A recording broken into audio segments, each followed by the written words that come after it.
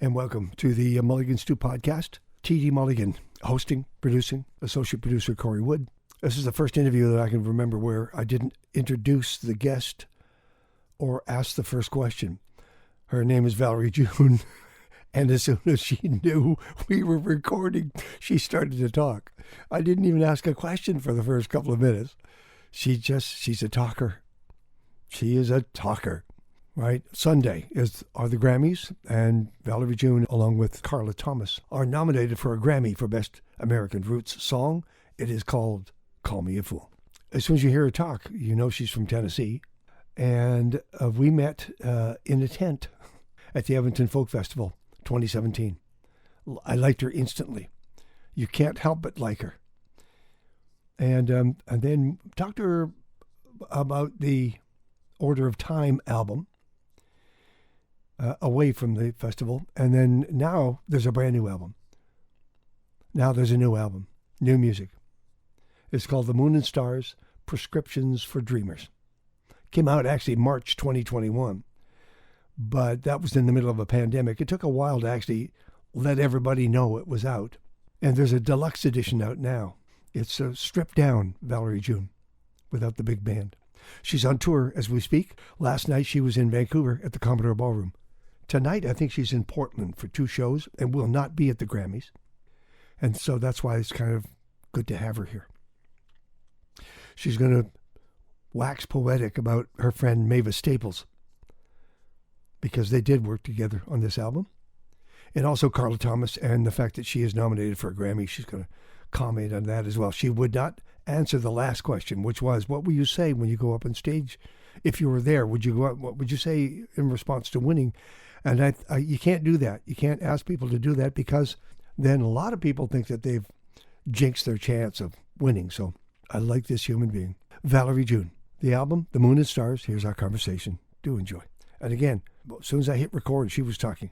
I guess maybe about 3 days before I hit the road. So I'm about to start rehearsing with the band. And they're all located here, and I'm excited. I just came from Minneapolis in Tennessee, and got to see my family and hang out with my mom and my little niece and everyone, and now I'm ready to go to work. It starts in Seattle. Yes. Right. And then Vancouver. You play the Commodore Ballroom. Have you been in that room? I don't think so. I think you'd remember it. It's an old dance hall. At one time it was a sprung floor dance hall. And you could see it ripple. It was fantastic. And I remember I saw the Count Basie band there, and I thought, that's with Cab Calloway leading, because Count was not well, so Cab Calloway took his place, and that's my closest I ever got to seeing what their room looked like when it was built so many years ago. So that's where you're going. It's a great, great room. You're going to love the stage. You're going to love the audience. I'm looking forward to it. How long has it been since you actually toured? When was the last time? Really, I did a few dates in July and June of last year. Yeah. And really, I tried to make it as long as I could before Omicron hit. And so that put me working, I guess maybe June, July, and August of last year. And then I did Hardly Strictly in September, and that was around the end. But nothing like a tour. Like, it was just flying in and doing one show and coming back. So this, I'm actually drinking a lot of water, and I'm in training for this. How did you survive those 2 years? What did you do? What did you tell yourself? What dialogue did you have with yourself? Well, my dialogue was really just to create. And on days when I wasn't feeling very much energy to create, rest. Take it easy, rest. Because for the next 2 months, I'm going to be on the road almost every single day. And I was like that for almost a decade before the pandemic, and my body feels different after taking a break. Mm-hmm. It feels like maybe I should balance my work a little better. And there were some lessons learned, There were. Were you safe and well? Family? Okay. Everyone's Okay. been well. All right. Mom's good. Everyone's feeling fine. Yeah. Mom. Now, your album Moon and Stars came out almost. Was it a year ago? Yes, Yes. on March 12th. Exactly. We passed it. Then you had a first year anniversary. It was ridiculous, and now the deluxe is out, and the deluxe is in. I am totally fascinated with acoustic versions, stripped down versions, reimagining of songs that we've become known, or you become known for. I lean that way. And for you, sometimes it's just you at the piano, right? But then, what do you tell yourself going into those? Do you try to give it a completely different feel, or is it a demo quality that you held on to?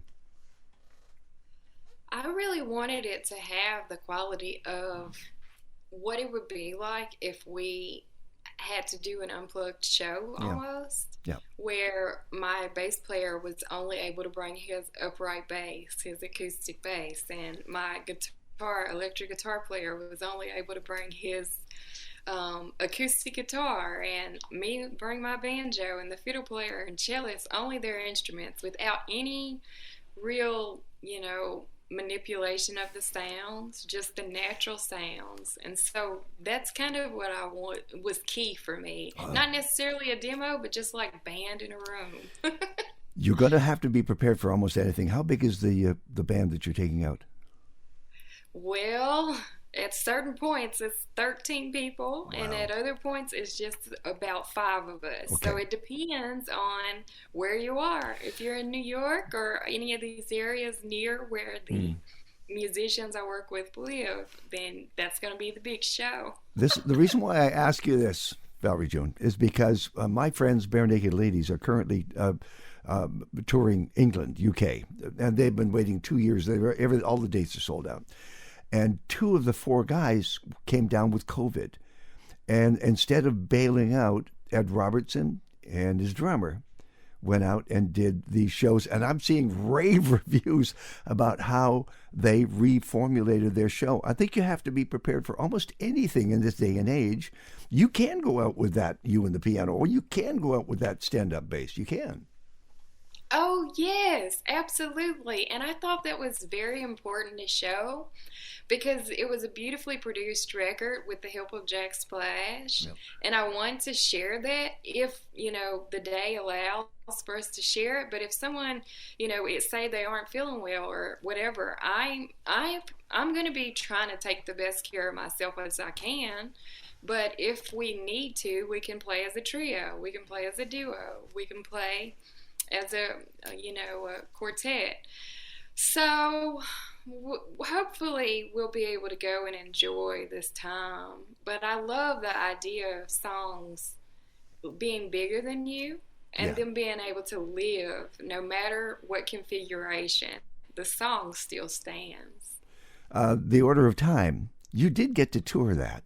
So those songs are ready to go. Did you have to go back and relearn your own songs? Yes, we are doing that now. Over the next 3 days at our rehearsals, that's what we're doing. Yep. As long as you can remember the words. How about festival season? Once you've done your own tour, are you prepared to then get into that as well? Yes, I'm going to do probably about 5 festivals this summer. Newport Folk Festival. Nice. It's going to be so wonderful. I'm excited. I love that festival so much.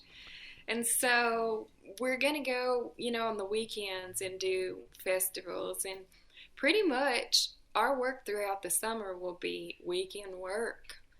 And hopefully the band members will be able to enjoy being with their families through the week, and we can leave on Thursday, play Friday, Saturday, and come home on Sunday. I'm just going over these dates here for a second because I saw Berkeley and I saw the Fillmore in San Francisco, the Academy of Music Theater in Northampton, the Town Hall, New York, the Fillmore in Washington, Carnegie Homestead Music Hall, State Theater of Ithaca, the Danforth in Toronto.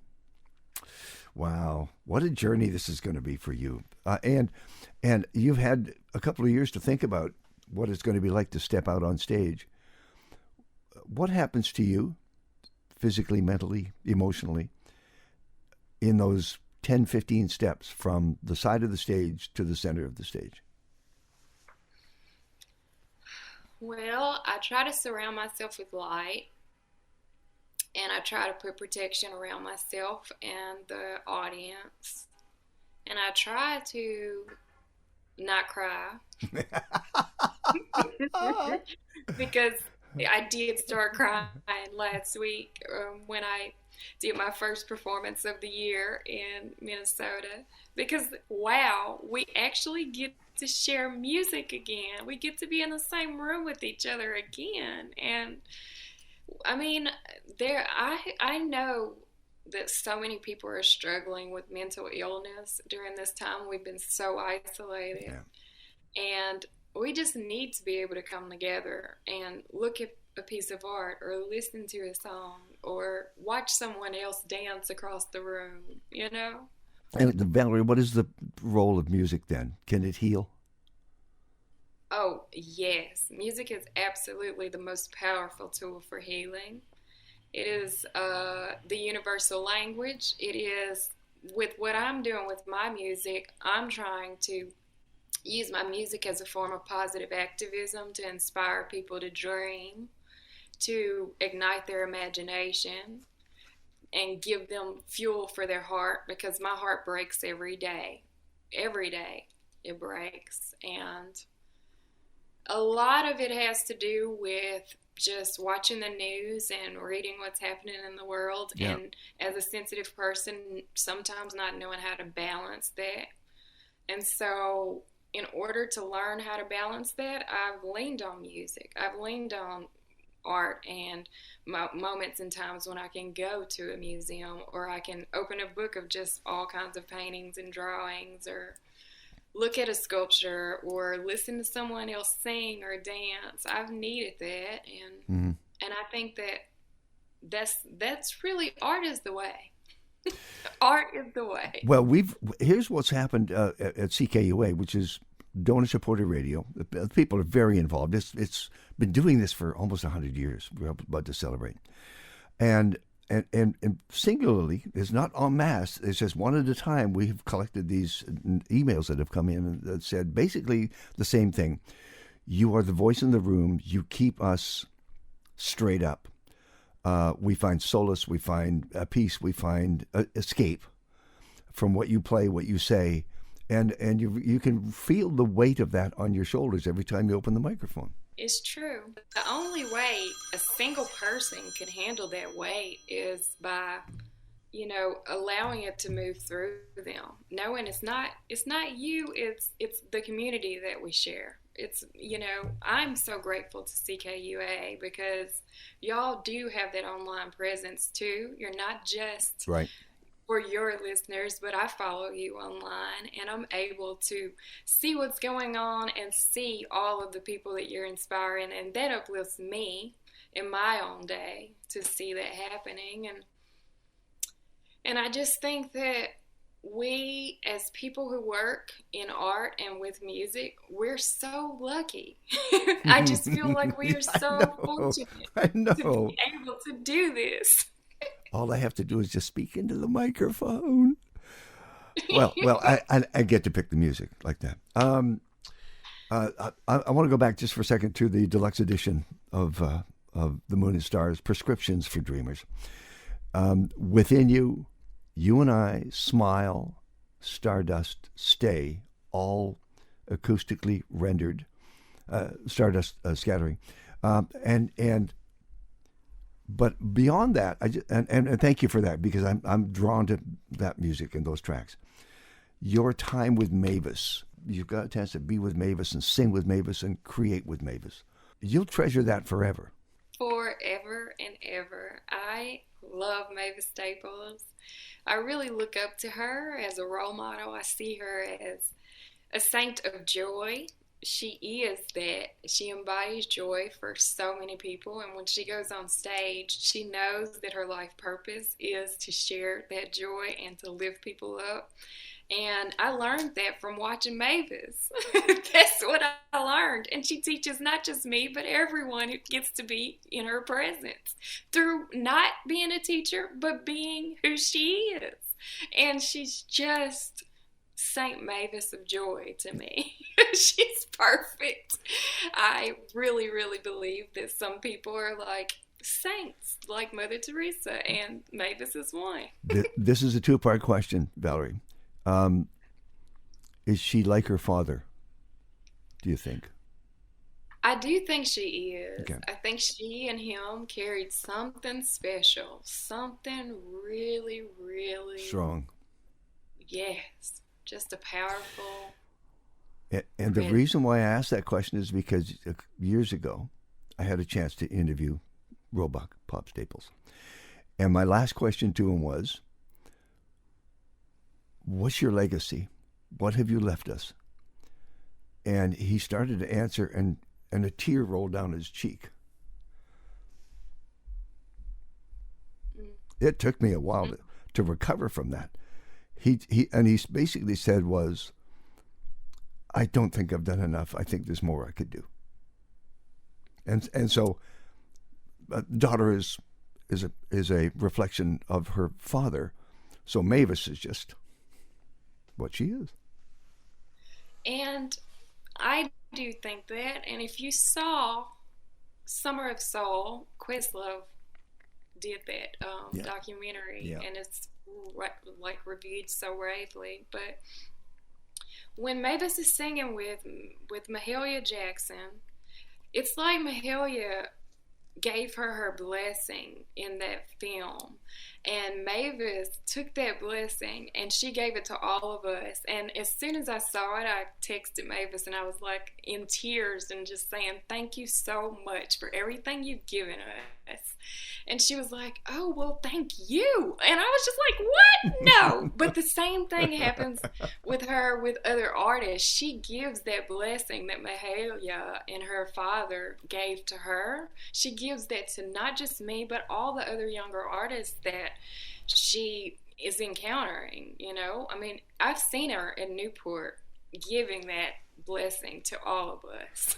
You know, there's probably people out there saying, well, we can understand the road that Mavis traveled. I mean, it was civil rights. It was fire and brimstone. It was violence. It was hatred. It was all of those things.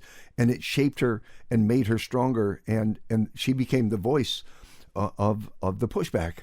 And so how can Valerie June possibly match the road that she traveled? But you have your own. Look at what's around you today. I know. Our time is a very heavy and dark time, and we have the power to choose to write whatever story we wish to write, and that's the beauty of our time. And it can seem so soft and fluffy and like we're escaping to call on joy and to call on positivity and to be positive activists. But now is the time to do it while we don't have brimstone in our face. Now is the time to make the story of our joy and a beautiful world we wish to see. Now is the time to make that real, not waiting till we get to the fire and brimstone line again. You know, it's simmering. And if we want to pour gasoline on that fire, we will live in that time of brimstone. But if we want to take it and we want to, like, realize, yes, it's simmering, but I'm going to pour some water on those coals. You know, I'm choosing that, and that's what I'm going to do through song, through my stories, through my experiences. When I'm at the grocery store checking out, that's the energy I'm exchanging with the clerk at the post office, wherever it is. It happens, you know, in small steps, you know. Grammys on Sunday. Yay!